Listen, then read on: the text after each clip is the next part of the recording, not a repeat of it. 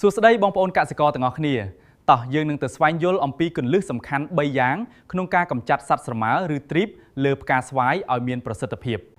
បងប្អូនកសិករដំណាំស្វាយភាគច្រើនតែងតែជួបបញ្ហាធ្ងន់ធ្ងរនៅវគ្គស្វាយចេញផ្កានិងកាន់ក្តឹបដោយសារតែការបំផ្លាញពីពួកសត្វល្អិតចង្រៃដើម្បីការពារផ្កាស្វាយកុំឲ្យក្រៀមខ្លោចនិងធានាបានទិន្នផលខ្ពស់សូមអនុវត្តតាមបច្ចេកទេស3យ៉ាងនេះដូចជាទី1ដឹងទាន់ពេលវេលាតាមដានវត្តមានសត្វល្អិតត្រូវឧស្សាហ៍ចុះពិនិត្យចំការនៅពេលព្រឹកត្រជាក់ដោយយកក្រដាសសទៅទ្រក្រោមទងផ្ការួចគោះថ្នមប្រសិនបើឃើញមានសត្វល្អិតតូចៗវាញាប់ញ័រត្រូវប្រញាប់ចាត់វិធានការភ្លាមមុនពេលវាខាំជញ្ជក់ធ្វើឲ្យផ្កាឡើងខ្លោចខ្មៅទី2ជ្រើសរើសពេលវេលាបាញ់ថ្នាំឲ្យត្រូវស្តង់ដារពេលវេលាដ៏ល្អបំផុតក្នុងការបាញ់កម្ចាត់គឺនៅវគ្គក្តោបផ្កាឬវគ្គផ្កាចេញកញ្ចុំជិតរីកនិងវគ្គកំពុងកាន់ក្តេបខ្ចី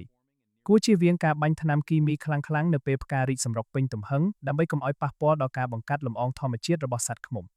ទី3ប្រើប្រាស់រូបមន្តថ្នាំដែលកម្ចាត់ទាំងមេបានិងពងកូនការបាញ់សម្លាប់តែសត្វល្អិតដែលហើរឬវាលើផ្កាគឺមិនគ្រប់គ្រាន់ទេព្រោះពងរបស់ពួកវាដែលលាក់ខ្លួននឹងញាស់មកបំផ្លាញបន្តដាច់ខាតត្រូវប្រើថ្នាំដែលមានប្រសិទ្ធភាពផ្ដាច់ពូជ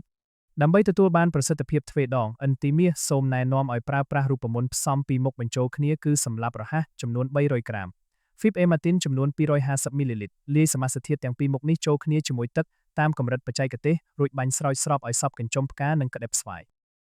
រូបមន្តនេះនឹងជួយកម្ចាត់ស្រមើនិងទ្រីបយ៉ាងពូកែស័ក្តិសិទ្ធិទាំងសម្រាប់មេបានិងពងជំនាន់ក្រោយ